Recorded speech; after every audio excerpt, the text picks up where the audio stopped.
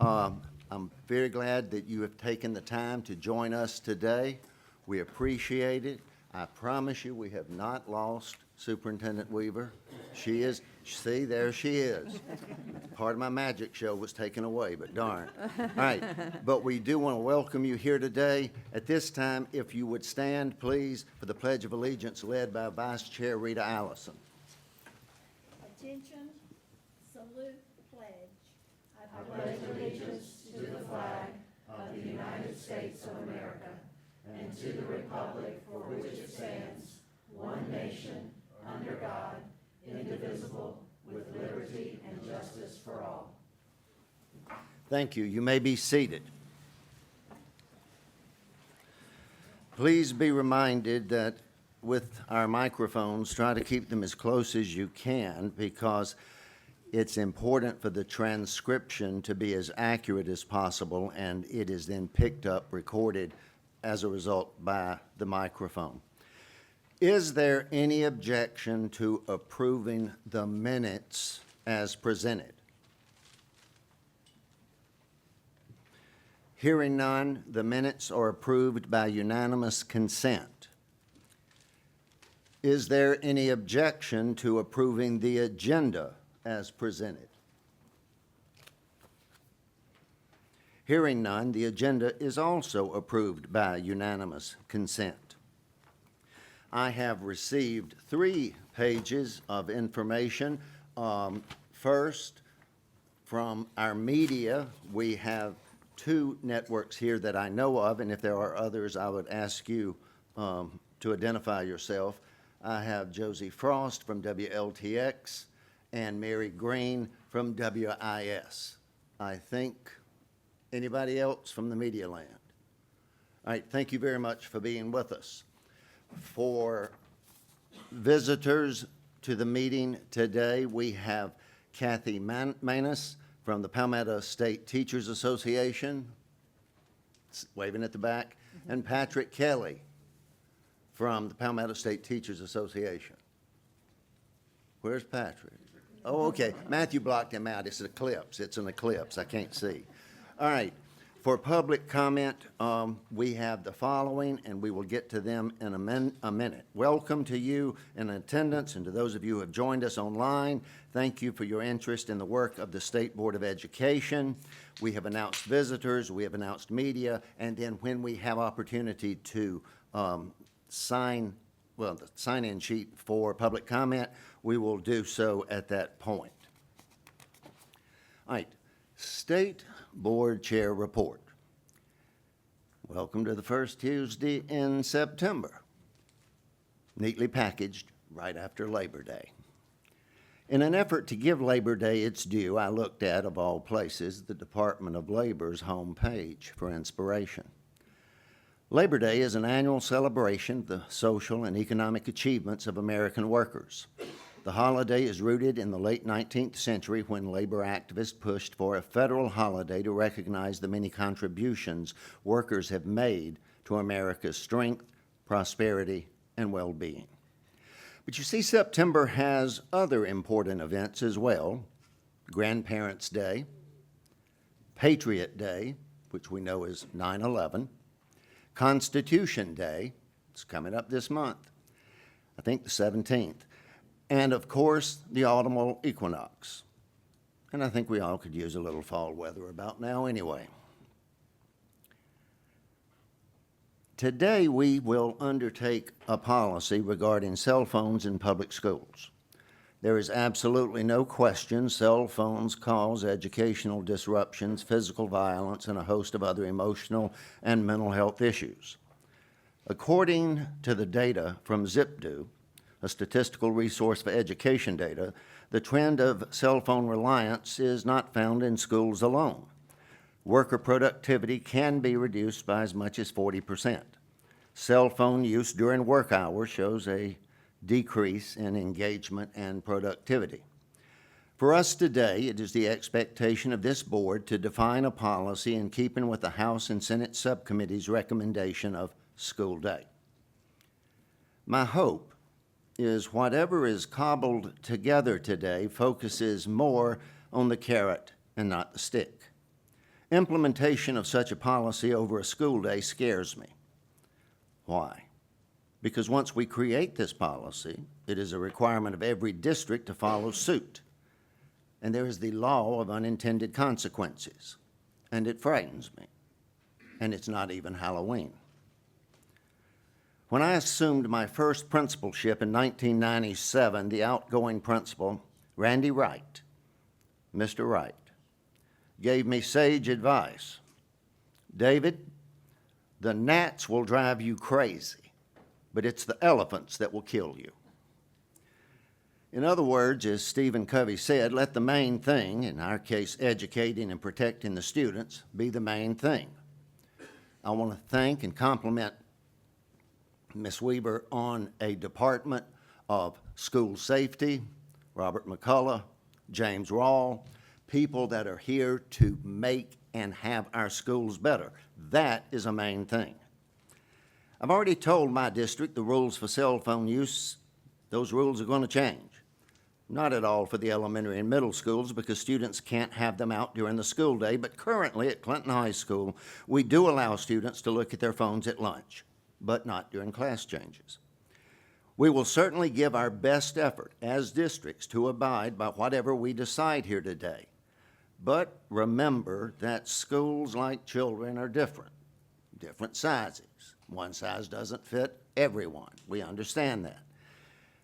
At Clinton High, 200, 250 people at cafeteria, pretty manageable.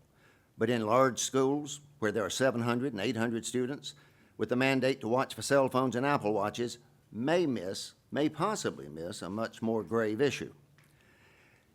My biggest fear, we can't put the onus of this policy on our teachers and administrators just because we pass it here today. Our teachers and administrators are amazing, absolutely amazing. They're resilient, incredibly hardworking, and dedicated to the development of their students. The intent of this policy by the General Assembly and the subcommittee that came up with where we are today is good and needed. However, that stick of losing state aid to districts' money is akin to bullying. But we passed a policy about that too, didn't we? Remember, the gnats will drive you crazy, but the elephants will kill you. Thank you. Thank you, Mr. Chair, and I will go ahead and proceed with my report here. Let's see here. Am I good with the clicker? Let's see here. It looks like it's on. There we go. Perfect. All right. Well, it has been a busy back to school here at the State Department of Education, as I know it has been for our districts and schools all across the state. I'm excited to have put in front of you our refreshed strategic plan. This grew out of a planning session that the executive team did earlier in August. And you'll see that pretty much everything on there is exactly what you have seen before. And that excites me because I think it shows a consistency of mission and vision that we are over the right targets. The one thing that I did want to call your attention to, though, was that we have changed one of the 3-year objectives. So I love to be able to optimize things, right, and fit as much as possible into every possible nook and cranny. And so what we did under those 3-year objectives is take our objectives for math and for literacy and combine those into the first objective, which is advance evidence-based instruction of foundational skills, right? So that's our math and our reading. Then we added the second strategy, which is expand access to employment-aligned career pathways, apprenticeships, and other work-based learning opportunities. Because what we realized was we didn't have anything in our 3-year goals that addressed secondary education.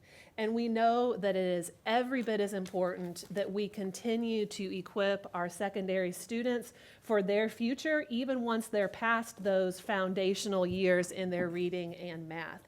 And so we went ahead and added that because you know what? That's great work that's already happening in districts all over our state and something that we want to continue to build on and to grow. One thing that I wanted to point out in particular An initiative that is a new initiative that is happening is Lieutenant Governor Evett, in partnership with the Department of Employment and Workforce, has rolled out an initiative that is called Empowering Tomorrow's Leaders. And this is a site that lives on the DO webpage. And the point of this is to introduce high school students to information about how they can get a job, even as high school students. So you all may be aware that Lieutenant Governor Evett actually came out of the private sector, is very, very passionate about connecting our students with meaningful employment. And so at this website, it talks about soft skills, what they are, why they matter. It shows students how to build a resume. It shows them how to apply for a job and go to an interview. And then it also connects them to the SC Works offices that are around the state to help them actually find available jobs. So again, one very practical thing that is already happening, in addition to much of the great work that's already happening in our CTE centers around the state, we have some wonderful apprenticeship opportunities. And so we just want to make sure that we highlight and elevate that in our strategic plan and continue to make that an intentional focus of what we're doing here at the department. We also are working right now with the manufacturing sector here in the state on our credentials, our stackable credentials here at the agency, to ensure that those are meaningful and that they are aligned with the skills that our employers are looking for. And so that work is ongoing. Very grateful to Dr. Ferguson and his division for the hard work they're doing on that. Looking ahead, again, just as a refresher, we have adopted at least 75% of students at or above grade level by 2030 as our North Star, our 2030 education moonshot, and that was unanimously adopted by this board as well as by the Education Oversight Committee. And so, of course, we've had our 2023-24 test scores that have come in since our last meeting. And so I just wanted to give you a quick look at that. Dr. Ferguson is going to go a little bit deeper on that in his presentation. But here we are in ELA. You see that we held steady this year. We did not lose ground, but we didn't gain ground either. So we still have a lot of work to do in reading, but again, I'm very, very encouraged to see that we have held steady, still 7 points higher than we were coming out of the pandemic, and so South Carolina is on the right trajectory there. Math, we saw a bump up of 1 percentage point statewide. And so again, we know that we have a lot of work to do there. Dr. Ferguson in his presentation is going to talk about the Palmetto Math Project, which is the strategic approach that we are going to take to build on the success that we're seeing in reading and translate that into math as well. I also wanted to take a minute, and I'm going to, if you'll bear with me, read through all of these, just because I think that it is especially important that we celebrate success when we see it. And so this is what I've called the 75% club. So we've set that 75% proficiency goal for our districts. And so these are districts that in various different categories of testing this year have reached that 75% proficiency goal. So we'll clap for them at the end if you can hold your applause till I get through the list. We have, and I'm not going to read all the tests, but Abbeville, Anderson 1, Anderson 2, Anderson 3, Anderson 4, the Charter Institute at Erskine, Dillon 3, Greenwood 52, Horry, Kershaw, Limestone Charter Association, Lexington 1, LR 5, the South Carolina Public Charter School District, Spartanburg 1, Spartanburg 2, Spartanburg 3, Spartanburg 4 and 5, and then York 2 and 4. So let's go ahead and give these districts a huge round of applause.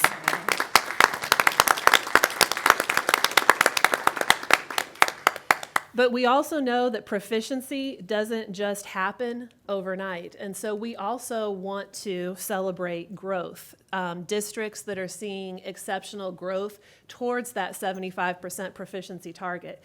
And so again, if you'll bear with me as I read the districts here, we have Anderson 2, Greenwood 50, Greenwood 52, Dillon 3, Williamsburg, Calhoun, Greenwood 51, and Spartanburg 3 that have all made exceptional growth, over 15 points of growth in these respective areas, which again is just incredible, incredible progress. For anyone who's an educator, you know how hard it is to show this kind of growth. And so we're so proud of these districts, the hard work that we're doing, and I think we should give them a round of applause too.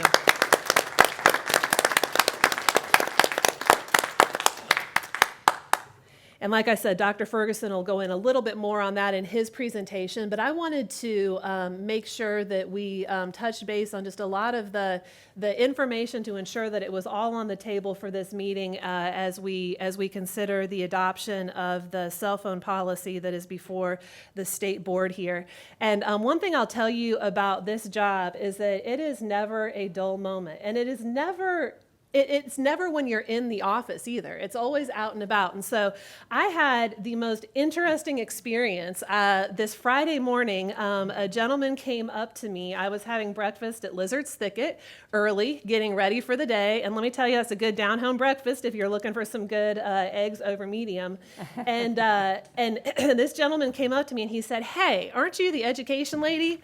I said, "Well, yes, sir." He said, "I've seen you on the news." And he pulled his phone out of his pocket. He's a local dad from here in Columbia. He pulled his phone out of his pocket and he said, "These things are destroying our kids. We need parents to step up and be involved." And he went on just to tell me about his family story. He has 4 children, 3 of whom have successfully flown the nest, one who is still a 4th grader.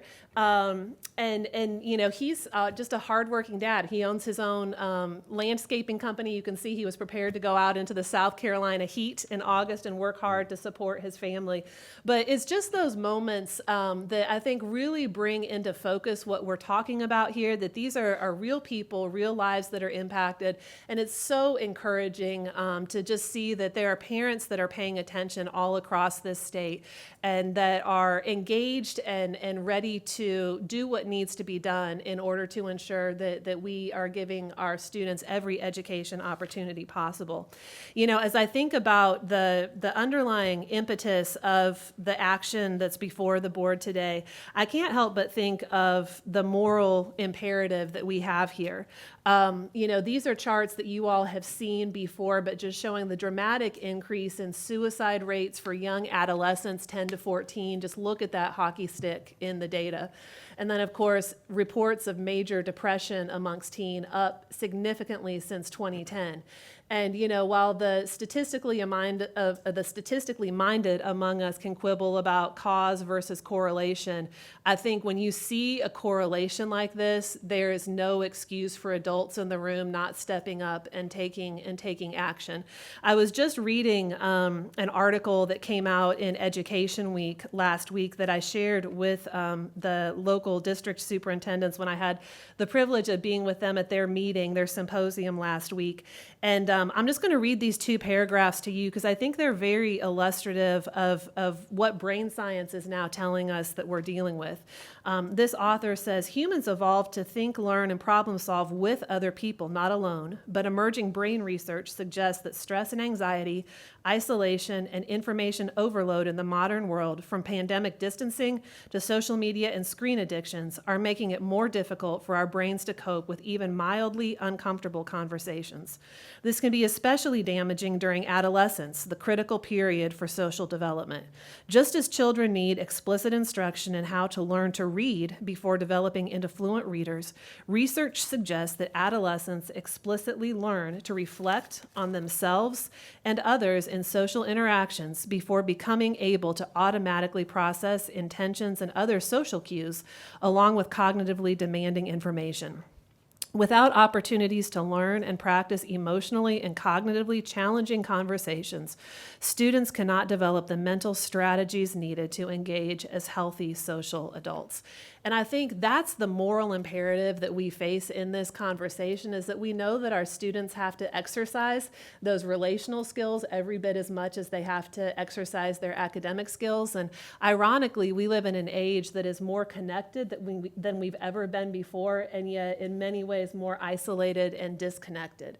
And so I think that this policy is a great step forward when you consider the fact that our students are spending about a third of their life each day in the school environment. So if we can create a distraction-free environment for them to focus and to connect not only with their learning, with their teacher, but with other students, I think we will have done a great service for their future.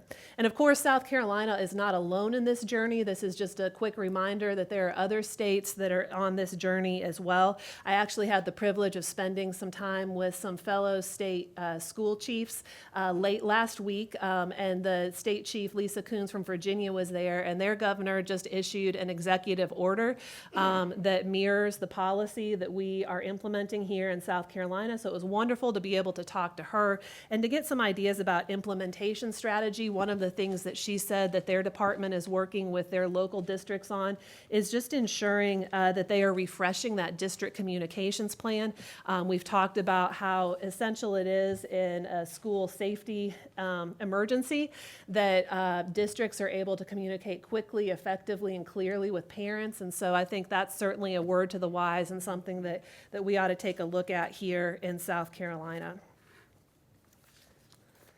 So this is just a quick timeline that kind of walks us through how we got to where we are today. And if I had a little bit more room on the slide, I really should have put a date that goes back 4 years to when Governor McMaster first started calling for this policy in his executive budget. He has been asking the General Assembly to do this for 4 years at this point, and was very, very complimentary, of course, as you saw in the letter that he provided to us today, of this board's efforts, of the proviso, and of the benefit that he believes and that I agree will be of great value to our students. But we were at a conference in November of 2023 when I first saw those charts that I just showed you that Dr. Haidt, Jonathan Haidt, has put together from his research in the book, The Anxious Generation.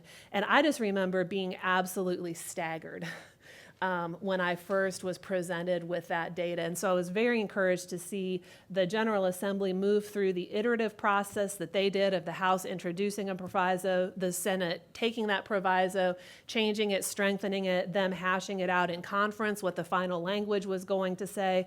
And then, of course, the work that the staff and team have done here that I'm so grateful for in talking with local superintendents, talking with members of local boards, and of course, just being out and about in the community. I've been speaking with civic organizations, with parent groups, everyone who is concerned with this policy. And so I'm very excited that we have this on the agenda today, and I'm hopeful that we'll be able to pass this along to ensure that our local districts have plenty of time to fully utilize the flexibility that this policy gives them to set parameters around what implementation is going to look like in their districts so that our districts will be fully ready to go phone-free in January of 2025. Just a quick refresh of the policy framework here. We know that we have defined what access is as viewing, holding, wearing, or otherwise using devices that must be off and stored. And again, I want to emphasize that off and stored is something that is determined by the local district as to how that looks. It could look like some kind of assistive technology like a Yonder pouch. It could look like a cell phone locker. It can look like up and away and off in a book bag.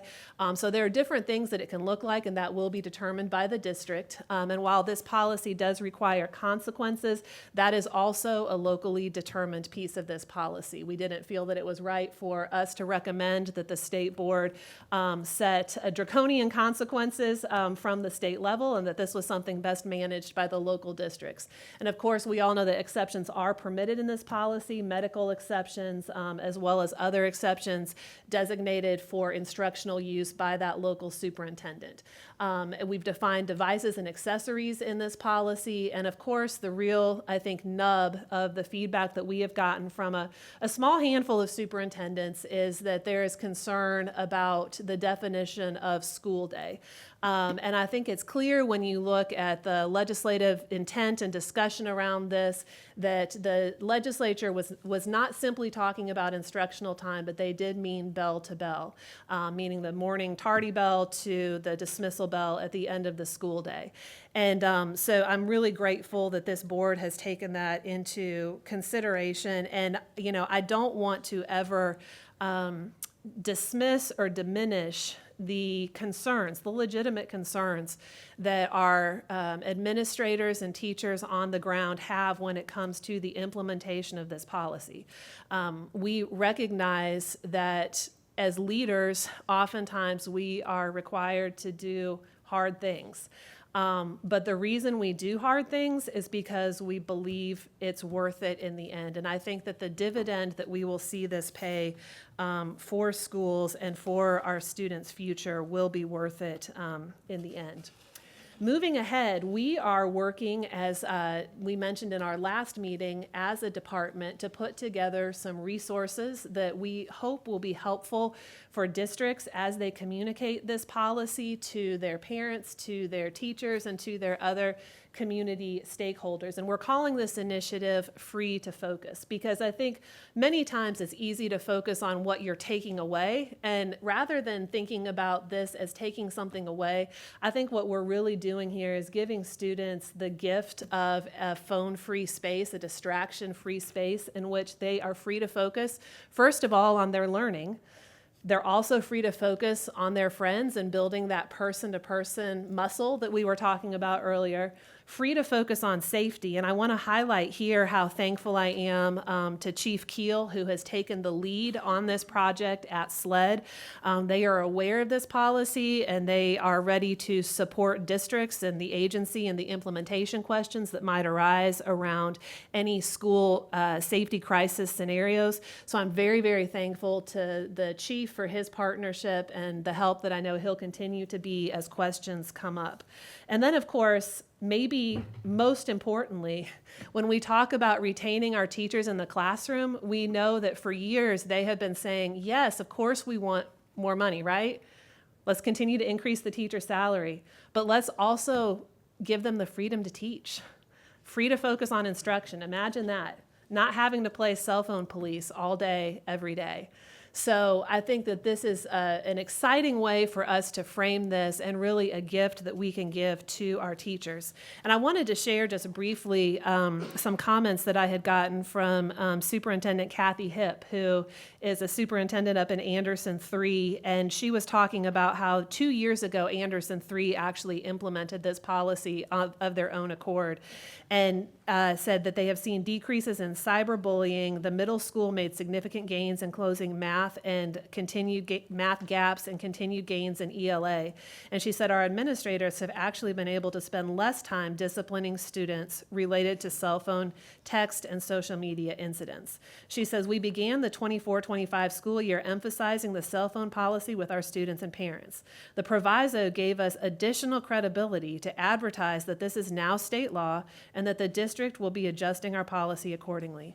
I also stressed with our staff members the importance of setting an example for our students by keeping their cell phones out of sight in areas around students.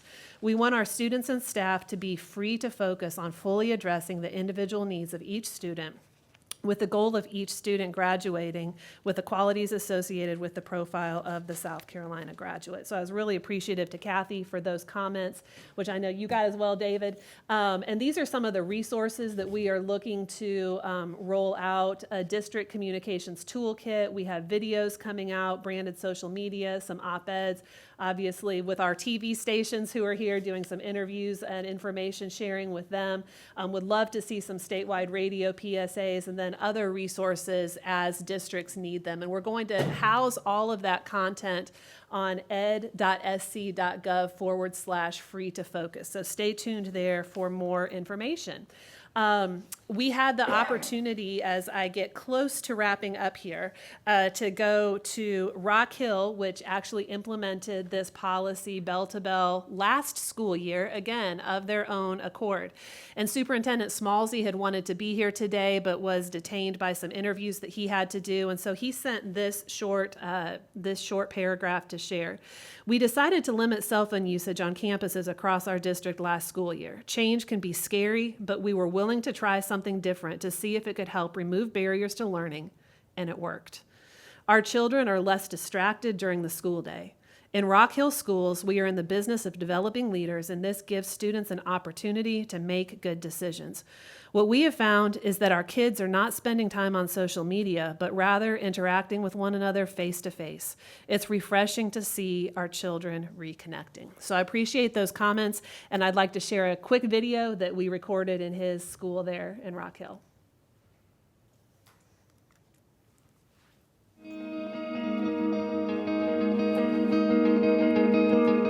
lot of students sitting in class being disengaged. They do not want to socialize. They don't want to talk to each other. Teachers up there, teaching away, doing their best that they can do, and they're just not into it because they're being distracted and they'd rather be doing, social media stuff or videos, Netflix.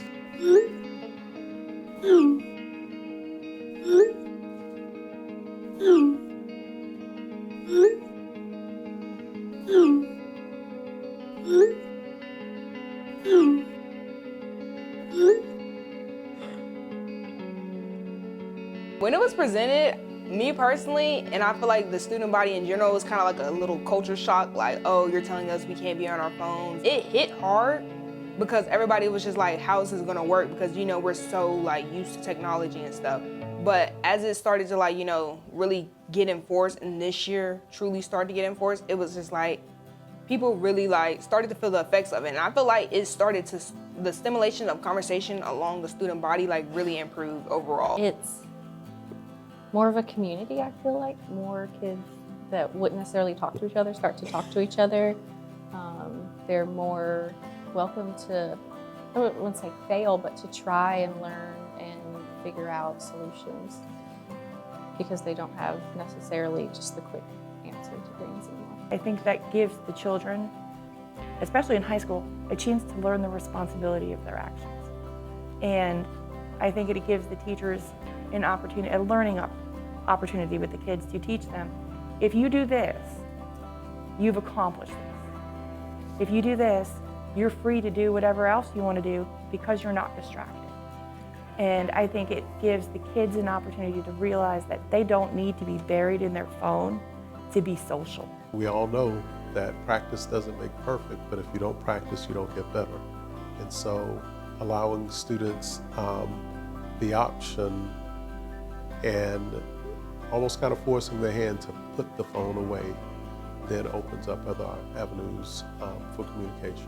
Kids are talking to each other again. Our school's culture has improved because of that, because people are present with each other. Whereas before it was just kind of you and your phone.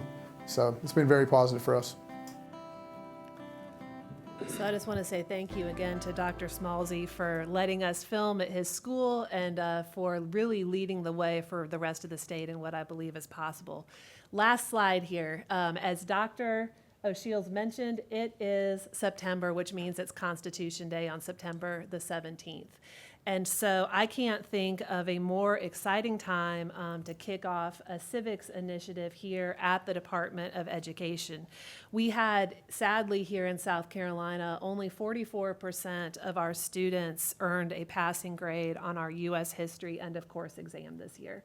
And I think that shows that we really have a lot of work to dig in and do when it comes to helping our students understand the rights and responsibilities that they have as citizens of this great state and as citizens of this country. And so we are going to be rolling out a compendium of supplemental civics resources here at the department that we'll be providing free of charge to our local teachers and districts. And the first of those was rolled out on August 28th, which is the 61st anniversary of Dr. King's iconic "I Have a Dream" speech.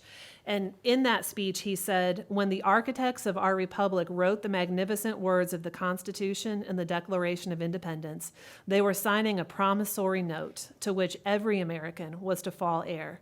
This note was a promise that all men, yes, black men as well as white men, and I would add women, would be guaranteed the unalienable rights of life, liberty, and the pursuit of happiness." And so we are excited to provide our students with these resources. Stay tuned. In the coming weeks, we'll have a number of other resources that we are rolling out. But the first was 15 lessons on the virtue of hope, grounded in the teachings of Dr. King. We're very excited to be able to make this available to our students and excited to continue to grow this in the years to come, especially as we look ahead to 2026 and the 250th anniversary of America's founding. So we have a lot of exciting things to celebrate that we're looking forward to celebrating. And again, I appreciate your patience with a somewhat longer superintendent's report this month. Thank you very much. No, thank you. Thank you very much. And it is good to highlight the fact that I can't work a mic. It is good to highlight the districts that are making the progress, because I do think we all are working to do that, because it is about instruction. So I greatly appreciate that. There are no parliamentarian comments at this time. We will now go into public comment, and I have 15 people who have signed up. Now, normally, we give 5 minutes, but that would only give a few people the opportunity to speak. What I would prefer and ask of you as a board, would there be a motion to suspend our rule and allow for 2 minutes per public comment? All right, we have a motion. I'll second that. Second, thank you. All in favor indicate by saying aye. Aye. So I will read the name.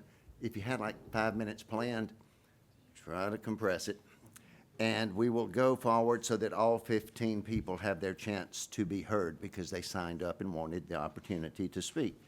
If Susanna Saravia, did I say that even closely correctly? But I'm going to tell you, I planned 3 minutes. I never planned 5 minutes. And I work very hard to tell you about 3 minutes, because what I'm going to read to you, it's a very serious situation that's happening in Greenville, and a man is filed a police report because of this situation. So if you grant me 3 minutes, please. We honestly can't, because 30 minutes is the amount. Okay, I'm sorry. I just tried to get everybody in. okay. And we'll Okay, begin now. okay. This is what Scott Gear wrote. He is the former county school board review committee man. And this is what he wrote. On Thursday, August 27, an email was sent to everyone on the book materials review committee, stating that now the reviews will be individual committees for each school, and there will be no longer a district committee. The employee referred the state legislation and the policy. Without even reading the legislation or the policy, we already know that this will be used to circumvent the review process where some schools will allow adult books material into school libraries. I replied to the employee email asking everyone, "Does this concern you?" And I stated, "We need God-fearing conservative Christians on the board. This is the #1 issue in the school board elections coming up." My reply sparked hateful replies that went to everyone and to me individually. I replied with more information about which school board members voted to retain pornographic and homosexual content in school libraries and exactly what they voted against. I expected the replies. Immediately, I noticed my email was registered to homosexual dating website.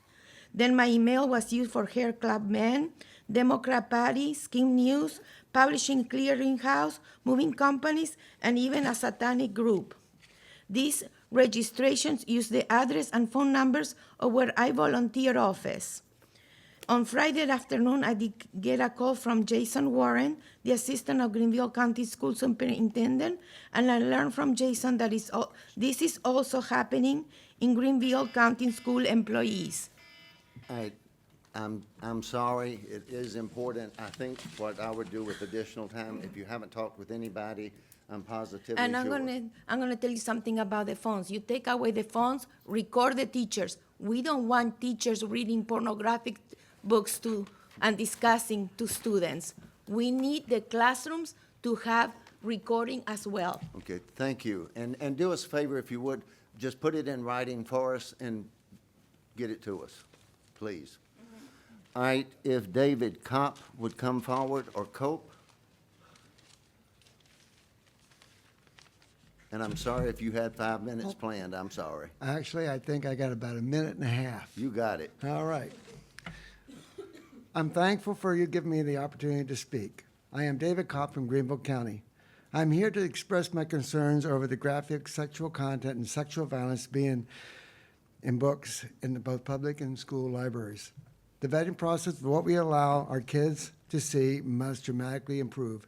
Is this banning books? Yes, but it is also saving the lives of our children, our innocent lives of our children. In Greenville, the discovery of a book at a school library entitled How to Rape a Child was my last straw.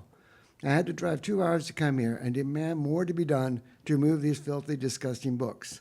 We need to establish rules to prevent this from happening. Sadly, this book may have been used instrumental in some sort of plan by someone who might have checked out the book. Libraries have become a dangerous place to allow our children to roam. It was my job to protect my children. It is the school's job to protect all children. You have a major responsibility and a warning to do just that from the Bible, Mark 9:42.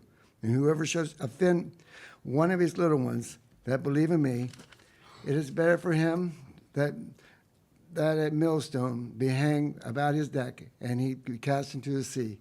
I leave you with this, from Ephesians 6. Put on the whole armor of God and then fight to do what's right. For the people here are concerned that this is my view as banning books, I direct them to booksellers to purchase those books. Make our libraries safe again for our children. Thank you. Thank you, sir. Thank you. Our next sign-in, I'm going to get the first name, and after that, it's a lost cause. Irene, Irene Turin Heiliger, yes. there you go. Thank you for I'm coming. from Greenville County. Thank you for letting me speak. I'm here today because about a week ago, I heard a woman speak from the Greenville County School District about why the school book fair in our county was canceled. And this is what she said. Scholastic Books, which once was a very reputable source of reading material for children, is now flooded with free books from woke LGBTQ communities, and that Scholastics forwards the free books to school districts for their book fairs. And then they include the free books with the so-called appropriate school-age reading materials. Recently, in the Greenville School Library, a book was found with the topic of how to rape a child. They naturally removed the book, and then they tried to find personnel to sift through the free woke books that were given to them, offered by Scholastics, in order to make sure they wouldn't be selling child rape books at the book fair accidentally. Sadly, they couldn't find anyone with time to look through the books, so they then decided to cancel the book fair completely. They didn't want to risk accidentally selling a book which proposes child sexual abuse, which is a crime. Also, it's important to know that South Carolina right now is one of the bottom 5 states in the 50 states in school performance. This demonstrates a crisis in the caliber of teaching and also in the content of lessons in the state of South Carolina. With such poorly performing children, the last thing we need to do is fill their minds with sexually explicit material. This manifests the essence of what sexual grooming of minors consists of. Thank you, ma'am. Thank you. Thank you very much. Thank you. I have Brian Petrano. Thank you, Mr. Chair. Brian Petrano from Lexington, parent. Don't envy the task the legislature gave you. Real quick regarding cell phones, I just wanted to talk about the possibility of a campus ban, and I just wanted to implore a couple of issues that may be of consideration for you. If you allow a full campus ban of students' smartphones, yet permit the legally required exceptions for the disabled, medical, and whatnot, my concern is that you would be unintentional consequences you used this morning, Mr. Chair, identifying those students who still have a phone as being disabled. I think that would be potentially discriminatory, and to quote Nathaniel Hawthorne, I have left thee to the scarlet letter. So I was just wanted to put that out there. I submit this may be arguably a violation of Section 504 of the Rehabilitation Act of 1973. You've got the Americans with Disabilities Act, and then the IDEA Part B regulations, CFR 300.32 subsection D. D is in discrimination. I think these standards are already incorporated into your Reg 43-243. And then I just wanted to talk about the focus on safety. Madam Superintendent, you talked about, I think the suicide hotline being available for the students throughout the day is something that's important. They'll use their smartphones for that. I think it was here in South Carolina that there was an SRO officer that forcibly arrested a student, flipped over the desk and whatnot. That was captured on a student's cell phone. That officer was ultimately terminated. Let's see, you got the See Something, Say Something hotline. The students should be able to use that, use their smartphones. And then I think maybe there's a Title IX problem because cycle monitoring is important and smart watches are used for that. And I just want to throw those out there for your consideration. Again, no one has a problem with keeping the phones in the bag during the actual instructional time. It's the full campus ban being an option for the districts if they were to choose that. It was the Uvalde students and their cell phones that they were able to call their parents and say goodbye. I just want to put that out there. Just don't ban them totally. Thank you. Thank you very much. Thank you. We also now have Victoria Moreno Jackson, please. I'm going to use my timer too, so I can help myself keep track. Good afternoon. I'm here as a parent of a 3rd and 8th grader in Greenville County, and I'm also here as a raging bibliophile. I want to provide you with feedback on Regulation 43-170. It interferes with my rights as a parent, and it harms schools, students, and school staff. It interferes with my freedom to parent my child because the people I want selecting books for my children are the teachers and the school librarians who we have hired. That is what they are trained for, that is what they are paid for, and they are the experts. That's who I want recommending books to my child. And it also harms the schools, the students, and the staff. For example, the best way for kids to have access to books is in the classroom libraries. Elementary students only go to the library once a week, and the public library option requires that family to have a car or access to public transportation. It's vitally important that the classrooms have libraries, and there are staff who are terrified of losing their livelihood and their license by somebody coming along and finding the wrong book. And so to protect themselves, they're removing the libraries from their classrooms. Also, the Greenville District canceled the book fairs. Last year, the Scholastic Book Fair provided $140,000 to the Greenville School District. I hear stuff about time and money. This is unintended consequences. It's taking away time and money. And also the teachers and librarians are wasting time, again, because of that fear of losing their livelihood. They're afraid and have to go through the books with a tooth comb to make sure that they're not going to become fired. This regulation is rotten at its core. Humans have genitalia, humans have sex, they use drugs and do bad things, and the way to protect them is to read as much as possible about it, to know that they're not alone, and to know that there are ways that they can be strong and get through this. Thank you very much. Thank you very much. I have another hard name. Marianne Sakasa de Strasburg. You got it correct. Oh, thank you. Good afternoon. Thank you for your time. I'm a product of the public school system. I came from a single-parent home where my mother worked 2 to 3 jobs at a time to keep a roof over her head. It was my teachers, counselors, librarians that taught me to read, motivated me to explore, and learn outside the box. They taught me that there was a world outside of poverty, an unattainable world that with an education fueled by books, I was able to obtain. It is because of them and their pursuit and their mentorship that today I am a practicing board-certified emergency medicine physician. Today I am here not as a doctor, but as a mom of 6 with 2 students at Greenville County School District that is concerned about Regulation 43-170. This regulation is vague. It has caused problems in our district, as you have heard. It does not promote learning or reading by limiting opportunities to have book fairs, causing there to be fines and limiting teachers to be allowed to have books in their rooms because they're concerned about losing their livelihood. There's no books. I've started to see it as a homeroom mom. More importantly, it's causing our students to have emotional turmoil. Students learn by reading. It allows us to understand the world around us, to build empathy, to make the world a better place. This regulation oppresses teachers' involvement and parent consent. I am concerned about our future, about our next generation.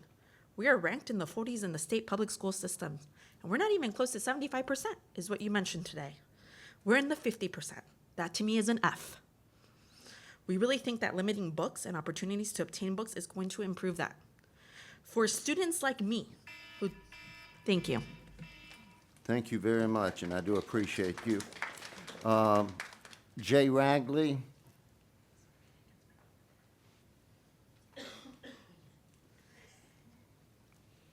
Thank you, sir. Good afternoon, board members, Superintendent Weaver. Thank you all for your public service. Again, J.W. Ragley. I'm from Columbia, South Carolina, where I'm a proud husband, proud father of 2 sons, both in elementary school, one of whom is on the autism spectrum. And I'm here today as a volunteer supporting the Phone-Free Schools movement, which supports the policy that's been presented before you, which would prohibit the use of cell phones during the school day, which we define as bell to bell. Phone-Free Schools movement has supporting school districts around the country with an administrative toolkit, as well as a parent ambassador program, and we look forward to working with school districts here in South Carolina. I do want to offer a couple brief comments, though, that I've read about on social media to address some concerns that are out there amongst the public. First of all is the issue of school safety. As a father, I'm certainly concerned about school safety, and we talk about earthquake drills and fire drills and tornado drills, and yes, unfortunately, active shooting drills. Talking to a 5-year-old about why we have to do that is a hard conversation to have as a parent. But the first thing we teach children in those drills is you listen to your teacher and your first responder and you follow their instructions. You don't reach for your cell phone to take a photo or to text. And that's why it's important that we have all bell to bell, all day removal of the cell phone so that in the case of an emergency, students are following the instructions of their teacher or their first responder. They're not worried about texting or taking a video of what is happening in an emergency situation. So that's one concern that's been realized on social media. Secondly, I want to talk about a social media comment that this is co-parenting with the government. Nothing could be further from the truth. That's a false and misleading claim, frankly. The government is not trying to do any co-parenting with this policy. They're trying to help teachers in public schools get the most out of the school day for students and their learning journey. If a parent wants to buy their child a cell phone, they're free to do so. They can put as many apps and games as they want to outside of the schoolhouse. But school buildings have been reasonably regulated for decades. You can't wear inappropriate clothing. You can't use vulgar language. You can't play the radio at a loud volume in order to promote an environment that's conducive to learning. And the workplaces that adults have those same rules. And in fact, there are workplaces that, guess what? Ban cell phones. So it's not uncommon for that to happen. Thank you for your time. Please pass a strong policy. Thank you. Thank you very much, Mr. Ragley. Miranda Williams, if Miranda Williams would come forward, please. Thank you, ma'am. Well, thank you all for allowing me to speak today. My name is Miranda Williams, and I'm the Southeast Legislative Director for ExcelinEd in Action. And today I am here to express our support for South Carolina's proposed cell phone-free schools policy. The research is clear. Cell phone use in schools is a growing issue that impacts both student well-being and academic performance. This is not just a mental health concern. It is an educational crisis. The latest data from the Organization for Economic Cooperation and Development confirms that the best way to eliminate distractions in the classroom is a full ban on cell phones during the school day. Students who spend more time on their devices perform worse academically, especially in critical subjects. South Carolina's policy takes a comprehensive and forward-thinking approach to minimizing the distractions in schools. The policy carefully defines key terms, ensuring that there is a clear and consistent framework for school districts to implement. By specifically defining devices broadly, South Carolina is future-proofing this policy, making it easier to include emerging technologies without needing to amend the policy every time something new comes along. Moreover, we applaud the decision to implement a full school day ban on cell phones rather than limiting the restrictions to just instructional time alone. Cell phones can be just as distracting during non-instructional times like lunch periods.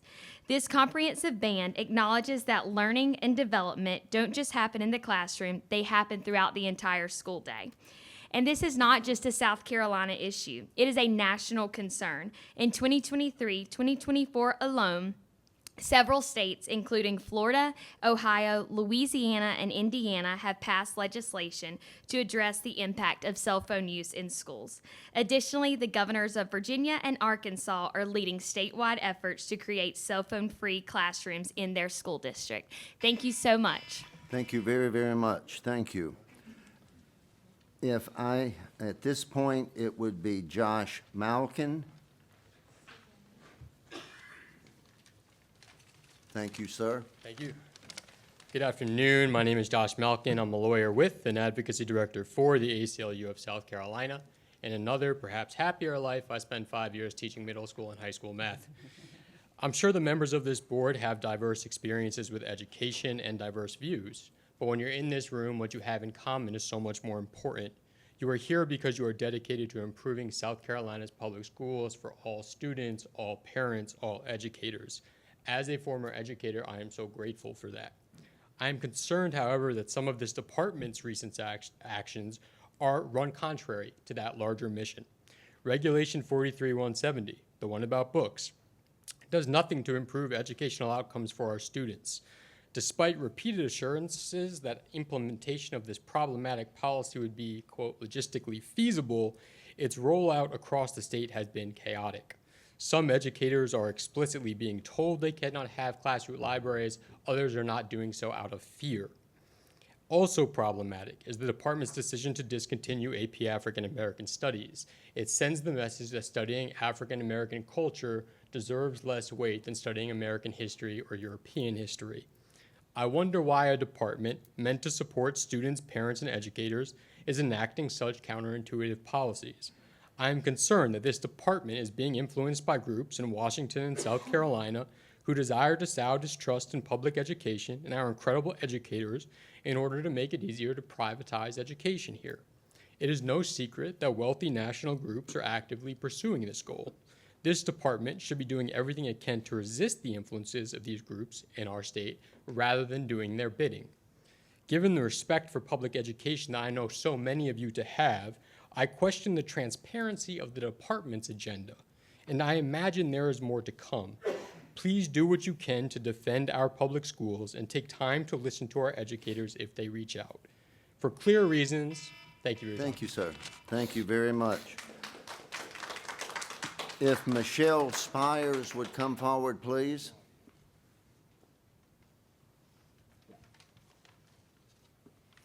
Two minutes as best you can. Yes, I can. Good afternoon, Superintendent Weaver, Board Chair Dr. O'Shields, board members, and other in attendance today. My name is Michelle Spires. I am currently a high school librarian in the upstate, a mom to 3 daughters, 2 of which have graduated from public school, 1 currently in middle school, and I also have 3 grandchildren in public schools. So I come today not only as an educator, but also a parent and grandparent. My concern today is in regards to the instructional materials regulation that was passed on June 25th, 2024. I'm not here today to agree or disagree about the regulation, but instead to urge the State Department to issue further guidance on how it should be implemented, because right now, not all districts are interpreting it the same way. On July 24, 2024, I spoke with Dr. Mark Herring, the Education Associate for School Librarians, expressed my concern that the Department of Education had not released any guidance on the regulation to educators and that my students would be returning to school on August 1st. He stated the DOE hoped to have something out within the next few weeks. Based on your memorandum to district superintendents on June 27, 2024, you stated the South Carolina Department of Education team is hard at work to provide districts with timely, user-friendly tools and information that will be available in short order to assist in compliance with the provisions of Regulation 43-170, and goes on to state, our team is committed to continuous quality improvement and welcomes questions and ideas to help us create useful tools, helpful resources, and practical guidance for teachers and administrators as we move through the implementation process together. As of yet, you have a website that is dedicated to the regulation, but it does not provide clear guidance for resources to use when purchasing new instructional materials. I did receive information from Dr. Herring to use BookLooks. However, BookLooks was created as a website in 2022 with its mission stated on the website to write and collect detailed and easy to understand book content reviews centered around objectionable content, including profanity, nudity, and sexual content. And so while I see that that is important, there are resources out there that I hope you will utilize, the University of South Carolina, SCASL, and even myself if needed. All right, thank you very much. Thank you. Thank you, ma'am. Jessica Winters, please. Jessica Winters.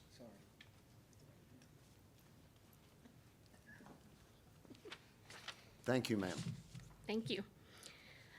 I'm a parent of a student in the Greenville County School District, and I'm here today to voice my concerns about the State Board of Education Regulation 43-170, as many of us here are.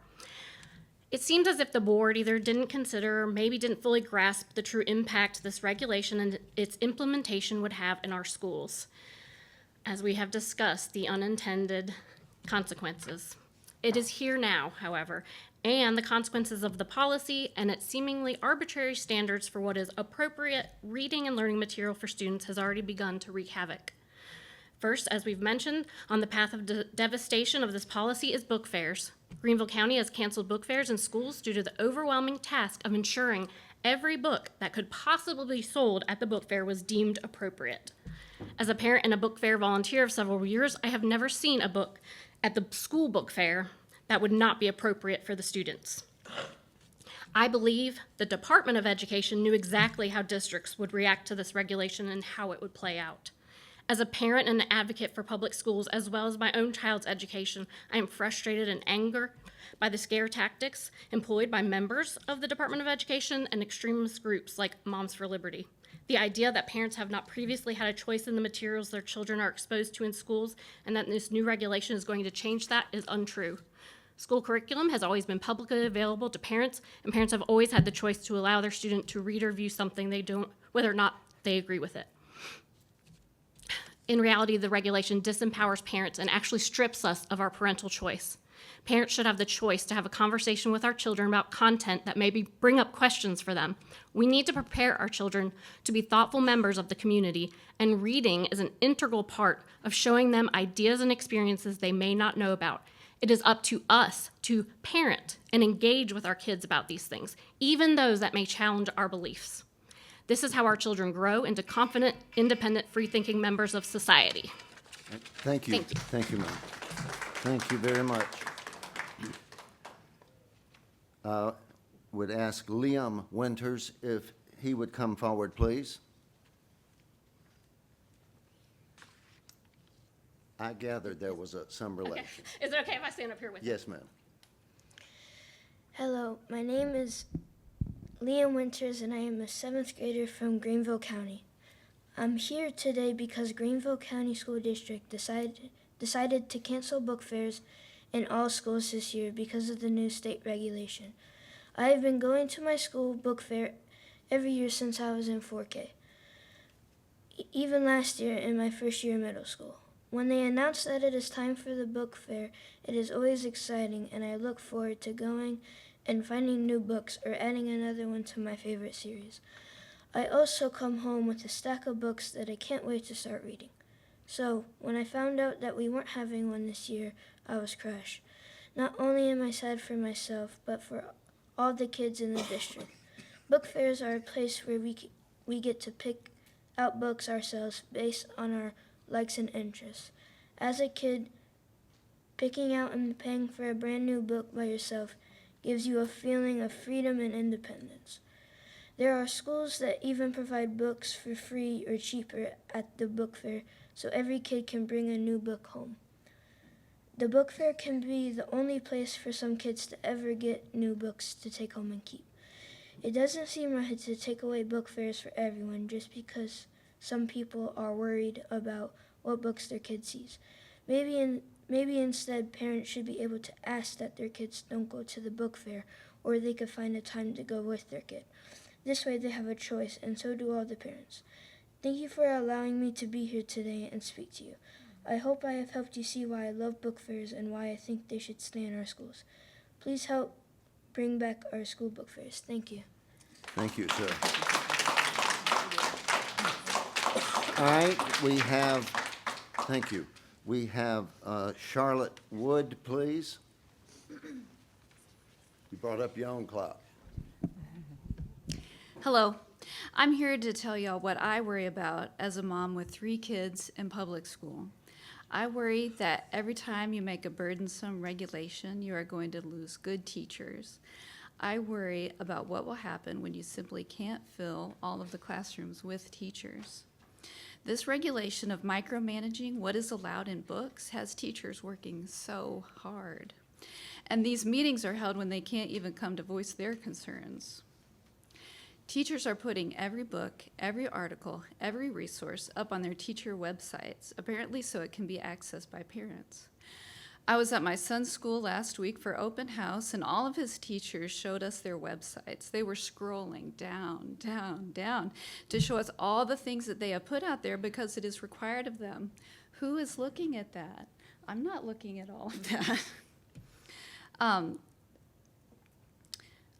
I trust my kids' teachers to teach them. They aren't going to agree with me on everything, but I think it's good for my kids to hear from various perspectives. Teachers are removing books from their classrooms because they do not have time to catalog every book and make sure that every book does not have one sentence that goes against this high control regulation. This is government overreach. And why are we so worried about what's in books? Kids are on the internet. These regulations target LGBTQ books. LGBTQ people don't need to be hidden away out of our books, and LGBTQ people are everywhere. They're in this room, and they are teaching our kids. If we ban LGBTQ books, the next step is to ban LGBTQ teachers and students. That's what they do in Christian schools, but public school is for everyone. Please leave our teachers free to teach by giving them more support and fewer burdens. Thank you. Thank you, ma'am. Thank you. All right, we have Craig Logan.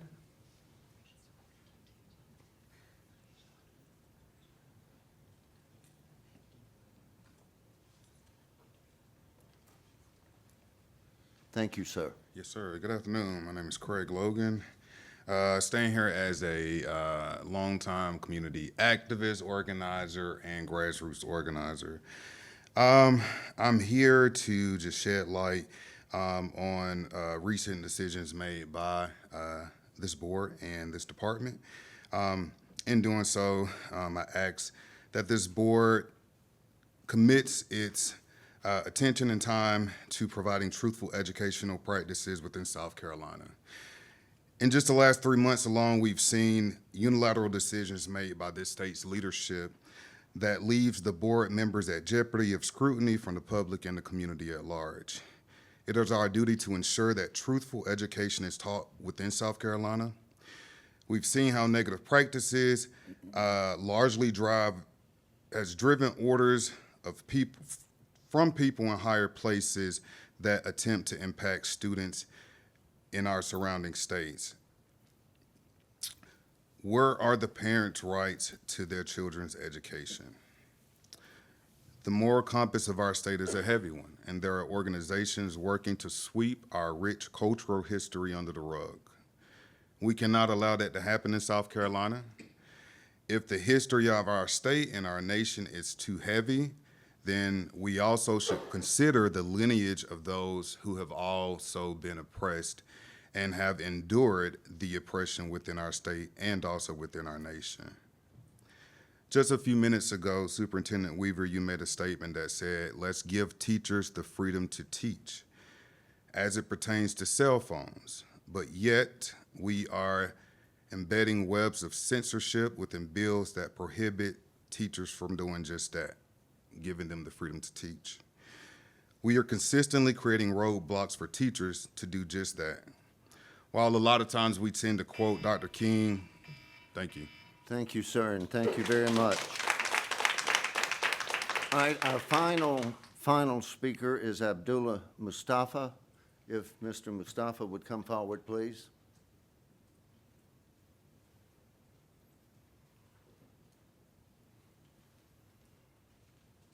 Thank you. Thank you, Chairman. I am a grandparent of Richland 1, Richland School. I am retired Army. We are all leaders. We're all leaders. And as we are leaders, we want to create leaders when it comes down to the students throughout South Carolina. That's our responsibility. What reflects today in students has to reflect the leaders. So we have to change that. We have to, when we go to our retreats, it's time for us to come back to the center and begin to reevaluate, because we're going down a road where we're not creating leaders whatsoever. They're not on grade level. Every student, every child in South Carolina should be on grade level. Our tax dollars requires that. Leadership requires that. We have great leadership today than we had 100 years ago, I want to say. We believe that. I advocate for all schools, especially Hayward Technology Career Center, Vocational Center. I'm a believer in skills, career skills, but our students are not career ready, nor they're college ready. I don't know how many of you guys been to Hayward Career Center, but they're not ready. We need resources. We need you guys to visit, not just Hayward, but all of them, but definitely where I'm at, working with Hayward Career Center. This particular center been there for 50 years. And unfortunately, most of the public knows nothing about it.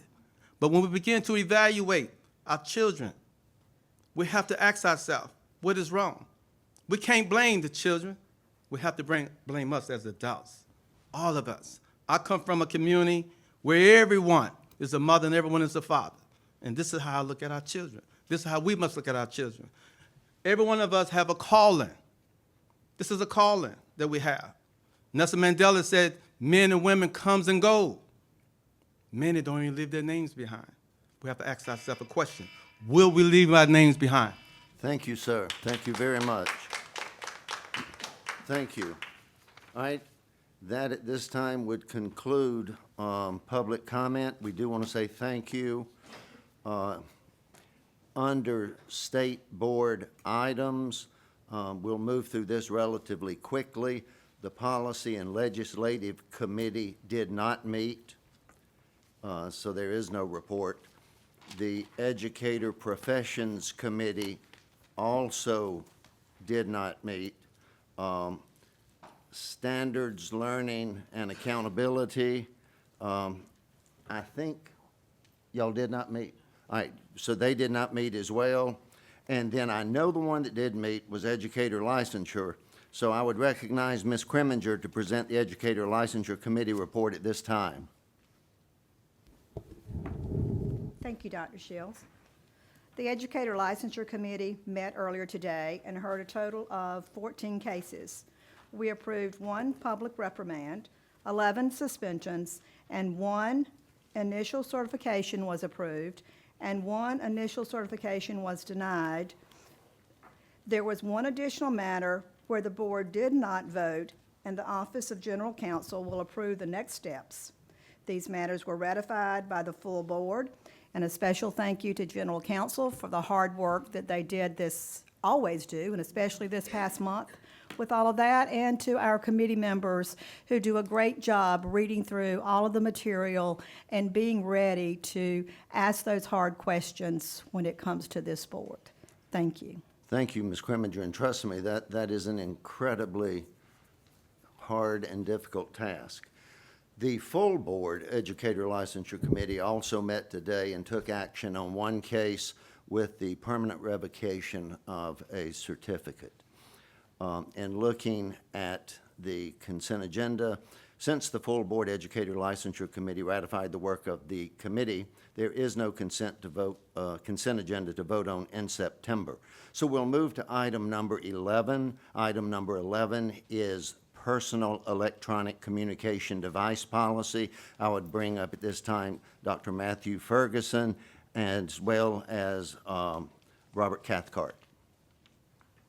I think it's just me, Mr. Chair. Okay, thank you, sir. Good afternoon, everyone. Mr. Chair, ladies and gentlemen of the board, Madam Superintendent, I am here to talk about our favorite subject today, cell phone policy. And as we are discussing this, I want to take us back through some history around the legislation. This came up last time, and before you, I have two versions of the proviso. The first is the House version, and you'll notice that in the House version, the original version of this proviso, it speaks to the prohibition of devices during direct classroom instructional time. The Senate version amended that, and it calls for a policy. It says that school districts shall implement a policy that is adopted by this board, and that policy must prohibit the access to personal electronic communication devices by students during the school day. And when we have been looking at the definition for school day, we looked first to state law, and in 59-1-425, there's a distinction made in that code of law between the instructional day and the school day. And the instructional day is that time in which a student is present during classroom instruction, and it excludes lunch. The school day, by contrast, is the time in which a student is on school property, and it includes school lunch. And so as we get Proviso 1.103, we as the state, you as the state board, are asked to pass a policy that prohibits the access to personal electronic devices by students during the school day. And the policy that you received last month and are reviewing again today seeks to fulfill the legislative intent of this proviso. It leaves open many areas for local decision. So for example, access, the prohibition against access is left to the local school district to see how to implement that. There are some school districts who have talked about the cell phone lockers like we saw in the video from Rock Hill. There are other school districts who talk about the pouches. There are some school districts who talk about up and away throughout the day in their backpack powered off. There are other school districts who say they will limit the access on the whole property. They are going to prohibit the possession of cell phones on the property. That is a local school board decision, how they define access during the school day. The policy is very narrowly tailored to students because the legislative intent here is to students. And then the school day is the bail to bail while children are on the property after the start of the tardy bail through the end of the instructional day, the dismissal bail. So there are other times in which a school district may choose to further limit. So for example, we mentioned during the school bus ride. That is not currently in this policy. Districts may choose to extend the prohibition to the school bus. They may choose to extend the prohibition to athletic events, after-school activities, field trips, but that is not within this policy. The model policy before you simply prohibits during the school day, which in its plain meaning is the tardy bail that starts the day and the dismissal bail that ends the day.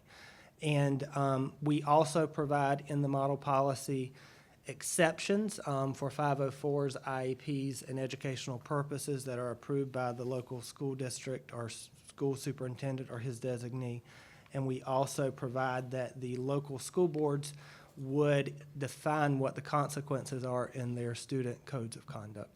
So that is the model policy that is before you. It seeks to set the floor of what the proviso mandates, but it provides flexibility to build upon that at the local school level, and the department would ask for your approval of that policy today. Thank you. All right, thank you very much. I was getting ready to say, are there any questions for the presenter? Guys, if there are, please raise your hand. I'll try my best to call on you and then direct the question. So first, Allison, I almost called you Senator Allison, but I apologize. I apologize, because we're talking about House and Senate. You go right ahead. Thank you, Matthew, and I think you explained it wonderfully and completely, because there's a lot of misunderstanding concerning the proviso. And when you state that it's bell to bell, from the time you start in the morning till the time you end in the afternoon, and all other is up to the code of policy for local. Yes, Let me ma'am. ask you this, in the proviso, or is it stated the timeline of this? So in the proviso, proviso is one-year law that directs this year's budget. Right. And so I think the understanding would be that it is for this school year.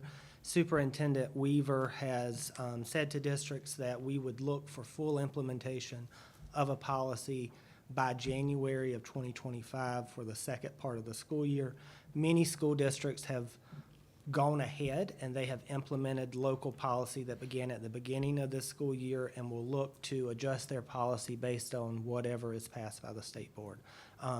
Different superintendents have taken different tacks to that. Some went very restrictive and said they will lighten up after the state board's policy if allowed. Others took a more permissive approach and are planning for a more strict interpretation beginning in January. And just to answer openly, is there any provision to take a look at how well this was implemented, or how well this was focused across our, something like 79 districts across the state? Yes, ma'am. I think that with any implementation, there is always room for continuous improvement. And so if this board would like, I think a request to look at implementation and lessons learned would certainly be prudent, and staff would be happy to do that investigation and provide a presentation to the board after implementation of the policy. Thank you. Yes, ma'am. All right, I think, Maya, you had your hand up. Yeah, I've got a couple for you. The first is, you said that we were asked, we being this board, were asked to create a policy, but we were required to adopt a policy. Is that correct? Yes, ma'am. And we were required to do that by the proviso from the legislature. Yes, ma'am. All right. And the policy necessarily required that we enact a policy that prohibits student use, as you said, bell to bell. Is that right? Yes, ma'am. Okay. And the proposed policy that we're going to vote on here today, it makes allowances for students who have IEPs and 504 plans and other medical plans. Is that right? Yes, ma'am. All right. And the school districts determine the consequences for violating the policy. Yes, ma'am. Okay. And the school districts decide whether the policy applies to school buses or field trips and athletic events. That's a local decision, yes, ma'am. Okay. And the school district also makes decisions regarding how the policy is implemented. Not when, how. Yes, ma'am. I think how it is implemented is at the district's discretion, as long as it prohibits the use of personal electronic devices during the school day by students. Perfect. That's all my questions. Thank you so much. Thank you. All right, and I think Dr. Mathis. Thank you, Dr. Ferguson, for your comments. I can't see you. You know, first of all, one question. I understand a lot of our multilingual learners use their cell phones to help for interpretations during the day, so that could be, with approval, an exception to this? Yes, sir. Okay. I think it would fall under the educational purpose designation from the superintendent. Okay. And I think, as we've heard today, this is bigger than a school issue. This is a society issue. And as we try to implement this, a policy, it's very difficult to implement, especially when you're making such a big change.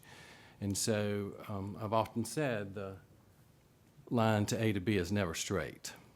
It's crooked, and so we learn as we go.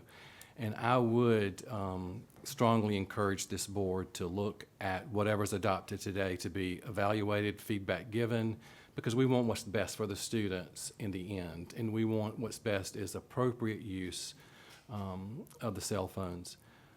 As I understand it as well, that once we've adopted this policy, then school boards then go through their readings, but it's at that point, through their code of conduct and through their administrative rule, that they implement the best implementation that they can at that point. Is that correct? Yes, sir. This sets the floor. The local school districts would have to build upon that and flesh it out for implementation. Because I would also say that all cell phone violations are not equal. There are some that are more hazardous than others. So I think if given the school boards the ability to regulate that would be important at this point.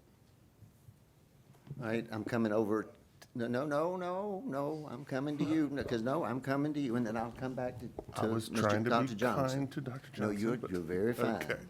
Okay. So just a couple of points for clarification. So as I read the proviso and then I compare it to the model policy, as I see this, we are in this policy being as lenient as we possibly can be and still meeting the requirements of the proviso. We are not adding any requirements to districts. We're saying, this is what state law says, and so you've got to implement it, but we're leaving a lot of discretion, a lot of latitude to districts on how exactly they do it.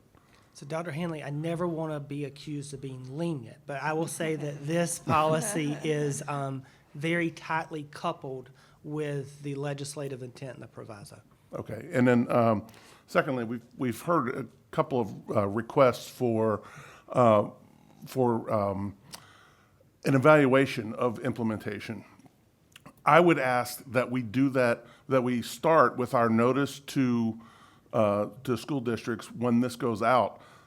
Be planning for that, and let's get that done as early as possible. So, like looking at the spring, if you're going to implement it in January, let's start be thinking about by April, let's start getting an idea how this is going so that if changes are going to be made, then we can start thinking about that and have those in place before the next school year starts. Yes, So sir. that districts aren't scrambling in the middle of the year. Yes, sir, and I would add to that, I think there are also lessons to be learned from districts who have gone ahead and implemented like Great. Rock Hill and some of the other examples nationally. And I think what we see from those implementations is that it's not easy, and there will be instances where it's difficult to remove these devices from kids' hands because they are quite literally addicted to them. But the long-term payoff is worth the short-term pain. All right, now, you have anything else, Dr. Hanley? Well, and the presentation earlier with Dr. Height's works, it was so important to read through the different references that he made to different research, and removing the cell phones for the entire day, including that free time in the day, was so much more important that then you had kids building community as opposed to putting their face in a phone all day long. Yes, sir. So thank you. All right, and now I would go to Dr. Johnson, please. I'm going with you. Just to piggyback a little bit on what Maya said, and we had one speaker that made a comment about making sure our students that might learn differently, that we don't forget that they might have a need. There are exceptions to the rule. And I Absolutely. think that's important for parents to be aware of, and that we make sure when this goes out, that if there is one principal, I understand, has made the comment, it was a really big high school, and sometimes they have internet issues during the school day. And so he could allow a student to get a phone out of their book bag if they have it on their person, and to be able to look at the web for that activity while they're in that classroom. I mean, there are all kinds of exceptions to the rules that we could go in, particularly the medical and the 504 issues. I think we can't forget the children with disabilities that may have differing issues than some we've even thought of at this point in time. My understanding is in some instances, it can be a calming resource for children who do have mental health issues. And I think we have to remind people of that. It's not saying that they can never be used, but they have to be for specific instances.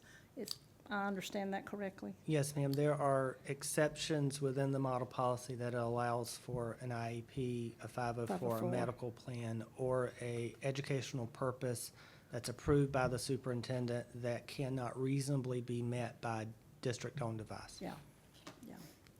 All right, yes, please, Ms. Kreminger. Thank you. And thank you, Dr. Ferguson. You did a great job with that. And again, the most important piece of this is to educate our parents before we ever hand this out, before this goes into effect in January. We want them to be aware. We want them to get the buy-in. We're hearing from parents that they understand and they see the need for this. And it's up to them to help us educate their children with why this is so important.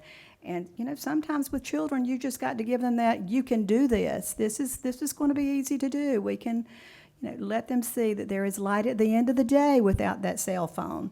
And just really use those resources that you've said that the State Department has that are free resources so that the parents can be informed of what's up front before January comes and they read that piece of paper that says no cell phones. Thank you. Yes, ma'am. All right, yes, Mr. Harrington. Yeah, just one question, please. The timeline for the districts to write their policy, and I guess have them reviewed before January 1st, has that been talked about? So hopefully, a policy will pass this board today, and that we will send that out to local district superintendents this afternoon, that the policy has been adopted by the state board, and they can begin their policy based on what the board passes today. But are you giving them to a certain period of time, and are you going to review all of them before January 1st? We are going to ask for the districts to provide their locally approved policies to us, and that will be surface platformed on a website for folks to look at. And the idea is that if we get that in September, they can go through readings in September if it's early enough for their board meetings, but certainly October, November for their 2 sessions, and that it would be passed by December for implementation in January. Thank you. Yes, sir. All right, yes, sir. Thank you, Chairman. I'd like to say that I'm one of the new people on the board, but I'd like to let you know, I know how serious this thing is and how much thought went into it. I want to thank the staff for giving us the opportunity to not vote last month and to give us a few extra weeks to look into this, because I know I've had some calls, and I know a lot of other people have too, and it's given us a chance to hear from more people out there. And I kind of like the way we did that. You know, instead of just getting the proviso and us trying to fulfill it, I like the idea. I would like to say that I know the General Assembly sometimes sends things to us. It would be good sometimes, you know, we actually have a few smart people on this board. If they would like to get our input sometime, it might be good. And I don't mean anything by that, because we've got Miss Addison over there that was in the General Assembly, and we got my good friend here who's leaving us to go to General Assembly. So don't mean anything by it, but I do know this room and this board is full of education. And sometimes if you want to know what's going on, I think the people sitting up here can make some good decisions and have some good input. Thank you. All right, are there any other, yes, ma'am, Ms. Allison, did you? I just have a comment. Thank you, Dr. Ferguson, for going through how we can implement this, or how our districts can implement this in January, because this is a proviso, as we all know, and it has to come back up in the budget next year as a proviso to be okayed or be codified in law. So that will give our local boards an opportunity for input and that kind of thing. So thank you. I know that as was said earlier, the fact that we had an opportunity to work through this. So when this goes out to our locals, it will be very explicit how they can handle it locally. Yes, ma'am. And understanding. Thank you very much for that. And to add to that, Ms. Allison, we met with superintendents last week, all 79 of them in the same room, and we talked through, you know, we didn't want to be presumptive and say that it would pass today, because we never know until the vote is cast. But we talked through what process could and should look like once a model policy was passed by the board. And I think many folks are anxious to get that process started in their local districts, because they have October and November, and then they need to be communicating with their local parents. So, so I think sooner the better, in their opinion. Are there any other questions? At this time, I will entertain a motion. Is there a motion to approve second reading of the model policy? I make a motion that we accept this policy. All right, Mr. Richardson made the motion. Is there a second? Second. Second by Ms. Kriminger. Thank you. Does anyone wish to be heard on this matter? I do. So, as we look at this, I was deliberate and intentional with my law of unintended consequences. As a superintendent who has the privilege to teach the first 2 periods of the day before I go to the district office and superintend, I think we have to look at this holistically. I know we need control, and there is an addiction, no doubt. I think we have to go back to the school conduct where it talks about the frequency, intensity, and duration of a violation. Hence, to you, Dr. Mathis, a cell phone that is being used to videotape a fight has a far greater intensity than one that is reading, or so I would think. So it would be in my request, as part of the public record, that as we look and move forward with this or in any other policy, that there likely will be those moments, those instances that will scoop a district unintentionally. And that districts will, I believe, I truly believe, because I've already told our kids that it's going to change. But I don't want it to become a cumbersome burden when people are legitimately trying and sometimes they may miss it. And then it come back to boomerang on the district because of our failure to comply with a policy that we basically have little room to do except approve or tweak. And I think that is to some extent on the General Assembly. I think it is to some extent on the unfortunate timing of this coming out at a time that was in July that then put the State Department behind the 8 ball. I think the request on the board's part to give more time was to give just that, more time to see what we're looking at and how we can do this and not hold only the stick. Because it's easy to batter teachers. It's easy to batter administrators. It's even easier to batter superintendents. But the reality is that we are pretty much locked into what we can do. But the effort of this board would then be to give as much as legitimately possible freedom, possibly within an administrative rule, possibly within the consequences that would be administered, possibly with, and here's the deal, this goes back to school safety. We have a requirement in our policy now that if there's an active shooter drill, we then send out in our classes, students text their parents, I'm okay. Because we had one last Thursday. So I was in class at that time when it happened. So I know that's part of who we are. So I think we just need to understand and recognize the potential for the law of unintended consequences, much as has been demonstrated both in favor of 43-170 and against 43-170. And I think we have to be mindful of that, prudent in that, and deliberate with our efforts in consulting with the General Assembly, because Mr. Harrington made it clear that if we are a board, we are not merely a board to only take action on only that which we are given, but that we also have the capacity to interact with those other agencies. And I think that's incumbent upon us to do that. I think it is incumbent that we are aware and are made aware, and that these last-minute legislative end-arounds come and create heartburn, indigestion, and conflict, because we need to work together. The gentleman, the very last gentleman that spoke, Mr. Mustafa, talked about the idea of coming together, working together for the benefit and the beauty of the children.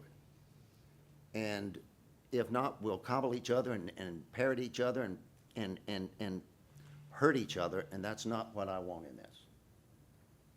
So I was heard. So anybody else want to be heard? Dr. Shields, just to your point, I think, as I said earlier, we can get to where we want to with the appropriate use of cell phones and devices. I think the evaluation or the review of whatever we set forth is critically important, and the transparency of that, because I think that's what's going to make it better in the end. It may not be where we want it right now, but in the end, I think we can get there with that careful review. And I would just be remiss if I didn't say, in that process and in that implementation, we want to make sure that we don't overburden the people who, in our schools, who are probably already the most overworked folks, and add this on top of that. So that's why we want to really take a good, careful look at this. And I concur. Anyone else? Mr. Harrington. Yeah, just one comment. I don't feel like a kid should ever be suspended for school unless he creates a harmful condition for the school administration or the other students. I think we do too much suspension, out-of-school suspension, and not enough in-school suspension. If we can continue to reward these misbehaving kids by letting them stay home, we're not going to help them at all. That's true. Yes, sir. Dr. Hanlon. Yeah, my comment was very similar to that. Is in our letter that will go out for implementation, I would hope that we could encourage districts that as they implement this, as they decide what is the policy, what is in their local districts, how are they going to handle different infractions, that removing the child from class is going to be way down the road as far as consequences. That, the idea is to have kids in class and paying attention and not removing them from the class just because, well, they were not real smart with their cell phone. So, thank you. Yes, sir. Ms. Allison. I have one last comment. I would hope as we try to continue to share with our parents out there, not to tell parents how to parent their children, but I hope that we can emphasize to our parents also that we're all in this together, and that what happens when a child leaves school and how they accept this policy as it goes forward is for their benefit, not just the parents, but for the students also. And I would hope that parents out there, being a parent and a grandparent myself, that we would join hands with our public education and our education across, our teachers and our administrators, to let them know that by doing this, I hope that this will carry over into our homes too, because what comes through the door of the school is what we all teachers have to work with on a day-to-day basis. All right. If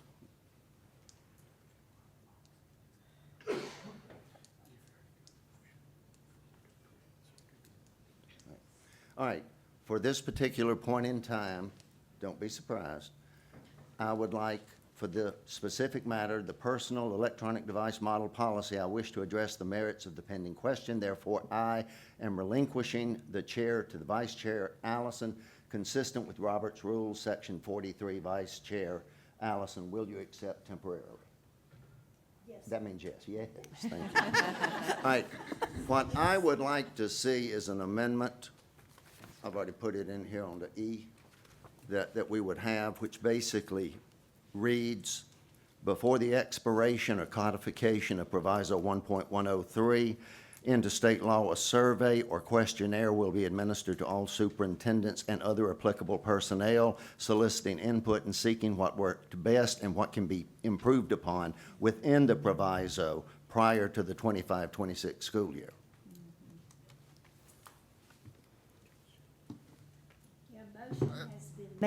A motion has been made to amend the pending model policy. Is there a second? I will gladly second that. Okay, Dr. Hanley, there was a second. And the chair invites the amending member to speak on behalf of the motion, and at this point, deliberation is appropriate. That's for you, sir, Dr. Okay, O'Shields. I have said what I wanted to say, and that is, if we're going to thresh through this, let's come back. If the General Assembly gets heartburn, they get heartburn. But the thought is that we do our due diligence by respectfully requesting of the State Department a survey or questionnaire to go out to superintendents and others as it relates to the implementation of this policy, both to the good and to the bad. And that would happen before it was codified into law, or whether it was extended by proviso. So Dr. O'Shields, when would we receive that information? That would be something that, working in conjunction with, I think Dr. Ferguson would be amenable to that. Because it's the fact we're getting information from the people we represent. Well, Dr. O'Shields, I had previously asked for by April that we're working on that, and so maybe we can get that information back out to districts as early as May, so that they, again, can start working on things before the next school year. So would we like to amend your amendment? Sure. So Is there a second to amend the amendment? Second. Before April, you want to put a date? How about tax day? Sure. Before April 15th, About April 30th. I figured that would make more sense, but that's April good. the 13th. April 30th. 80th, okay. All right. April the 30th. So it would say, before the expiration of codification of Proviso 1.103 into state law, a survey or questionnaire will be administered to all superintendents and other applicable personnel, soliciting input and seeking what worked best or what can be improved upon within the proviso before April 30th and prior to the 25-26 school year. You have heard the amendment to the amendment. Is there a second? Second. Second. Okay, all those in favor say aye. Aye. Any opposed likewise? Okay, the question is whether to adopt the proposed amendment as amended. This only amends the model policy pending before the floor. This is not a final vote for or against the model policy. All those in favor say aye. Aye. Any opposed likewise? Okay. Okay, the question before us is whether to adopt the model policy that you have just voted on. All those in favor of the adoption of the model policy say aye. Aye. Any opposed? One opposed. Name? As noted. The ayes are in, the ayes have it. Thank you. Thank you very much, Ms. Allison. You're welcome, thank you. And I knew you could handle it like a champ. All right, for information, we have Matthew Ferguson coming back up to us to talk about academic updates from the State Department. All right, so now the fun part, academic update. So Superintendent Weaver shared earlier that our North Star is 75% of students at or above grade level by 20 30.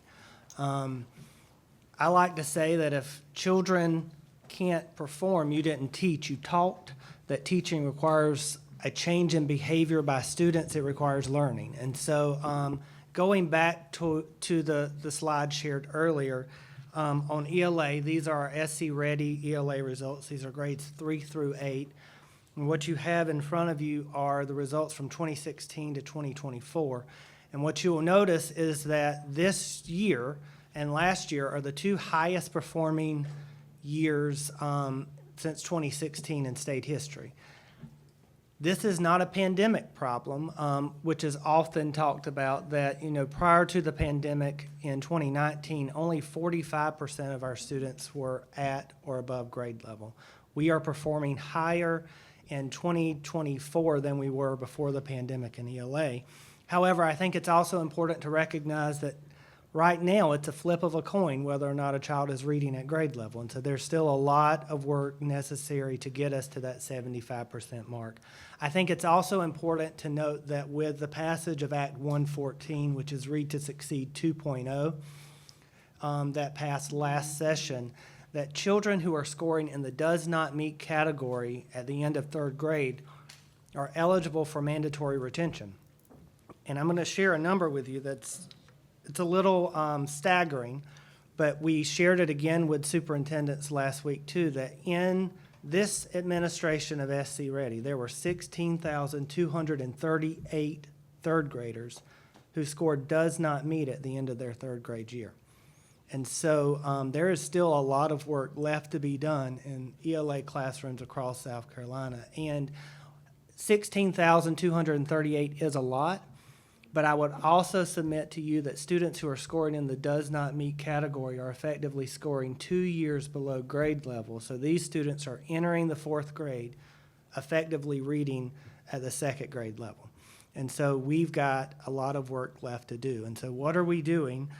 We are focusing on the science of reading implementation. Some folks have asked, is letters training, science of reading training required?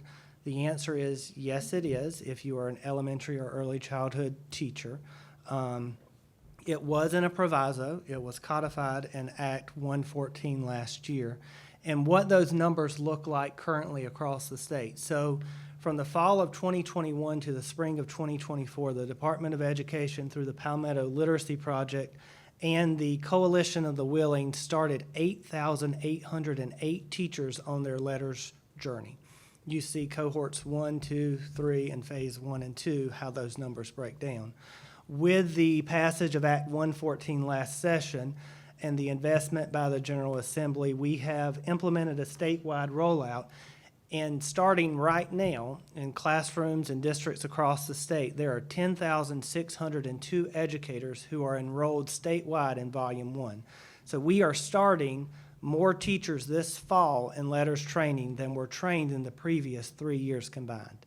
And we have rolled that out. We have been working with local districts in the scheduling of those trainings and to start the implementation, really to move the needle in that data that you saw prior to and move it beyond where the improvements that we have made. What you'll also notice on here is that we are working to train locally certified facilitators of letters. And so over this past summer and in the spring, the department worked to train 90 district staff, local staff folks to become letters trainers in Volume 1. We are training an additional 43 trainers in Volume 2 in September and October. And those trainers are the long-term vision for when the money that the General Assembly allocated for training runs out. How do we sustain the training of new teachers and folks coming into the profession? What I pointed out to superintendents last week is that we have put out the all call and said, please come, we'll pay for whomever you recommend who meets the qualification to become trainers. But 33 districts at this point have submitted names to have local trainers. And so we are actively recruiting the other half of districts to make sure that they have staff members who are trained in the trainer section of letters. In addition to those 10,602 educators who are being trained in Volume 1, the General Assembly also passed a proviso that provided funding and a requirement for CERDEP 4K teachers to begin their training this fall as well. Early childhood letters is 1 year versus 2 years of training, and there are 877 CERDEP 4K teachers who are scheduled to begin their training to take our total to over 11,000 this August as well. And also thinking about how we get ahead of that in the future, we train 29 participants from districts in letters early childhood administration as well. We also, as Mr. Harrington has often asked about, and I appreciate that question, around the college professors and the education providers, the EPPs. We have 42 college professors from 16 of the state's educator training, I'm blanking on the acronym of EPPs. It's Educator Prep Programs, who are participating in training as well. All 42 of the professors who started the journey with us completed Volume 1. That success to be celebrated as well, because we tried that in the past, and we paid for a cohort of college professors to come on and start, and 2 of the 20 made it through half of the units before they dropped out. All 42 made it through Volume 1 this time, and they are on track to complete Volume 2. What we're also looking at is the Act 114 requires that special education middle school teachers be trained in the science of reading, and so we are looking to procure a cohort statewide that the department is committed to paying for those educators in middle school special ed to also receive the letters training. Math. Unfortunately, math is worse than ELA, and we have a long road to hoe in math. And so 42% of students in South Carolina are currently at or above grade level in math. Where our issues are most pronounced in math is upper elementary and middle school. There are a few districts and schools where there are 0% of students in 8th grade meeting or exceeding standard. And what we've been working on since being at the department is to build out our math team modeled after our Palmetto Literacy Project. And so we have instituted the Palmetto Math Project. We have brought on a team of math coaches at the state level to support that work. When we got here, there were 2 folks who worked on standards in math for the whole agency, as compared to 45 literacy coaches. And so we really had to build out our muscle at the state level to be able to support that math work. And so if we are going to go from 42%, 45% to 75%, what does that look like? And so our Palmetto Math Project, we have started building the team. That proviso that provided the funding for that also passed in July. And so we added 5 math coaches this summer. We probably need 10 to 15 more, if I'm being honest with you. But stealing math teachers in July from districts is a hard sell. And so we chose 5 to start the team.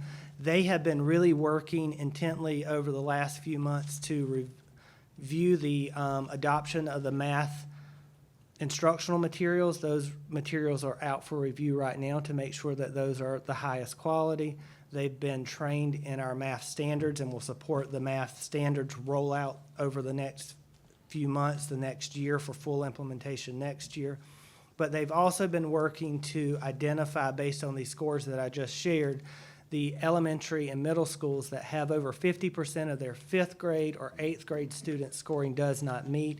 And those districts, those schools will be supported with additional training in high-quality professional learning. They'll receive additional support through high-dose tutoring for math, and they will also receive those instructional supports to start to turn the tide in our lowest-performing schools as it relates to math, to build out a model that we can scale statewide like we did with the Palmetto Literacy Project.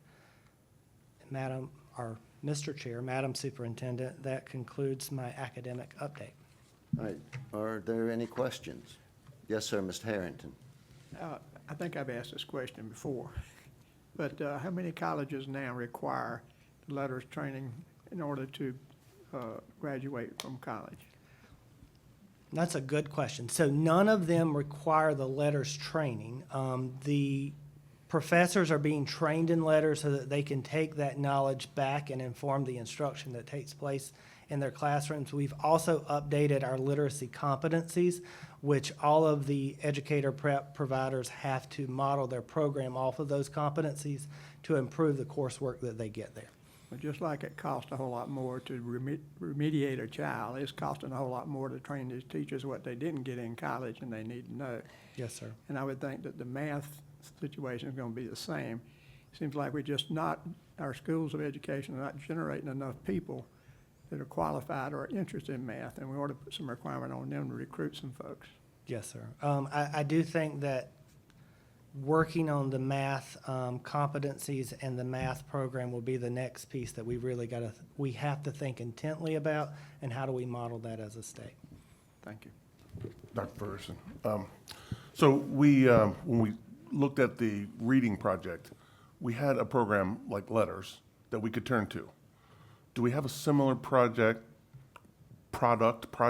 or anything, program, whatever we want to call it? Do we have a similar program for math that we can pull off the shelf and say, hey, this is really good, this has worked in, other districts that were in rough shape before? I mean, we looked at Letters. I mean, that's, we talked last year, I think it was, about the, quote, the Mississippi Miracle.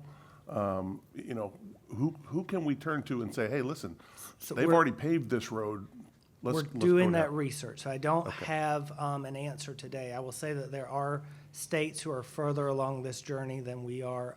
Alabama, as an example, has math legislation that is similar to our Read to Succeed.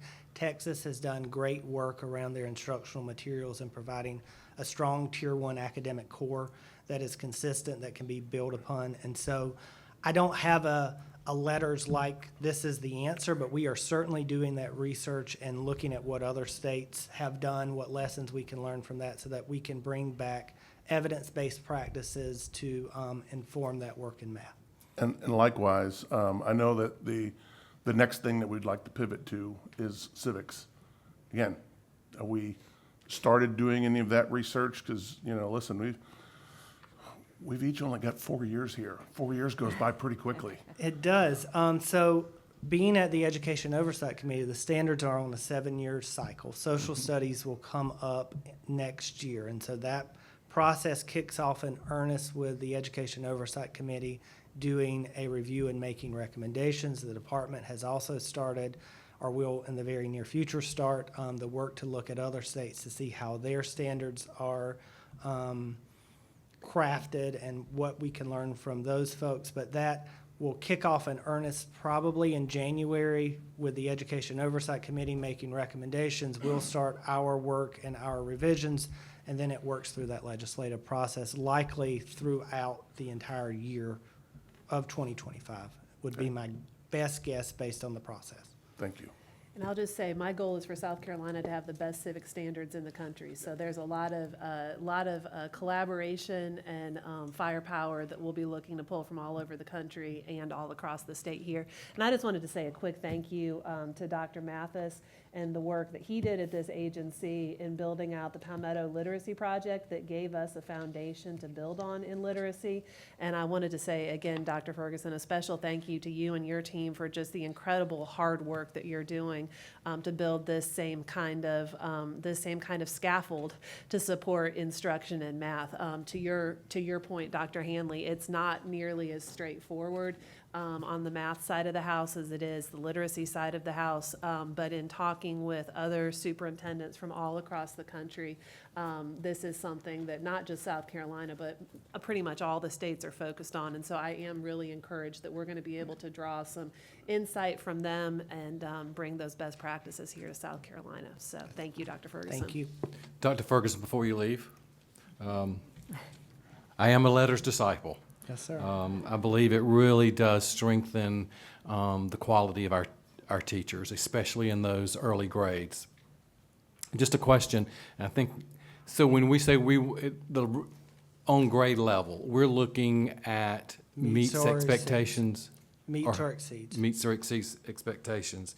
The other thing I would note is, in Superintendent Weaver's report earlier today, she listed those districts that were making had done some good things in ELA and math, as well as growth. I noticed a couple of districts were there in both categories, academic success and growth. It would be worth looking at those districts to see what they're doing, because I saw it both in ELA and math on the academic success side and the growth side. So there's some folks out there, I think they're doing some things right that we could probably learn from. Yes, sir. So one of the first tasks for the Palmetto Math this fall is to visit some of those bright and shining stars that show up in the data to see what they have going on in those buildings and how we can learn those lessons. And just another comment, we've got to get these schools to help recruit these math teachers, because that's one of the areas that we definitely have a shortage, and we're getting, we're having international teachers, some of them are virtual.